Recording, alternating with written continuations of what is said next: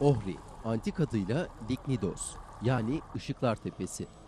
Yüksek dağların arasında Ohri Gölü'nün kıyısına kurulmuş Makedonya'nın 8. büyük şehri. Şehrin simgesi olan göl, Avrupa'nın en derin ve en eski gölü. Suyunun berraklığıyla da dünyada 4 göl arasında yer alıyor. Ohri kentiyle aynı adı taşıyan Ohri Gölü'nün kıyısındayız. Burada özellikle gölde yaşayan kuğular turistlerin ilgisini çekiyor. Gölde yüzülebiliyor. Hem Ohri şehir merkezinde hem de kısa bir yürüme mesafesindeki plajlardan göle girilebilir. Şehrin eski merkezi Ohri Kalesi'nin eteklerinde yer alıyor. UNESCO tarafından Dünya Mirasları listesine alınan Ohri kentindeyiz. Burası Ohri kentinin kurulduğu ilk merkez. Bir yandan Safranbolu'nu andıran evleri, diğer taraftan ise Ohri Gölü gelenlere güzel bir manzara sunuyor. Ahşap evlerin çoğu UNESCO koruması sayesinde restore edildi. 1980 yılında UNESCO tarafından Dünya Mirası listesine alınan şehirde çok sayıda tarihi yapı bulunuyor. Eski Ohri merkezinde pek çok tarihi yapı bulunmakta. Onlardan biri de Antik Roma Tiyatrosu. 15 yıl önce yapılan kazılar sonucu ortaya çıktı ve halen çalışmalar devam ediyor. Eski şehir merkezini gezerken aniden bastıran kar yağışı bizim için sürpriz oluyor. Ancak gezimize devam ediyoruz. Eski şehirde Osmanlı dönemine ait eserler de yer alıyor. Burası Sinan Yusuf Çelebi Türbesi. Sinan Yusuf Çelebi'nin mezarı da bu türbenin içinde bulunuyor. Türbe 2012 yılında TİKA tarafından tekrardan restore edildi. Sinan Yusuf Çelebi, Ohri Kadısı Mahmud'un oğlu.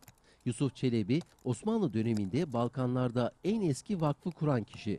Vakıf sayesinde ihtiyaç sahiplerinin ihtiyaçları görülürken okuma imkanı olmayan çocuklara da eğitim desteği verilmiş. Ohri aynı zamanda dünyanın 3. büyük alfabesi olan Kiril alfabesinin doğduğu yer olarak da biliniyor. Alfabe, Kiril ve Metodi kardeşler tarafından bulunmuş. Kardeşlerin heykeli başkent Üsküp'te bulunuyor.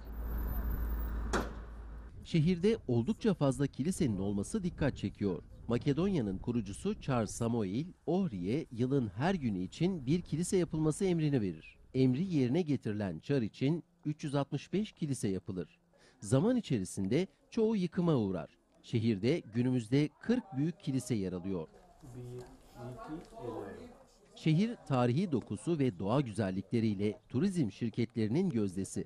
Son olarak aralarında Türkiye'nin de bulunduğu çok sayıda turizm şirketi Ohri'de bir araya geldi. Turizm şirketleri Balkan ülkelerini kapsayan ortak turların düzenlenmesi için de anlaşmalar yaptı. Özellikle son yıllarda şehre gelen turist sayısında önemli bir artış var. Bir dönem Türkiye'nin en çok sevilen dizilerinden Elveda Rumeli dizisi buna ön ayak oldu. Dizinin bazı bölümleri Ohri'de çekildi. Bu durumdan şehirde yaşayan Türkler de oldukça memnun.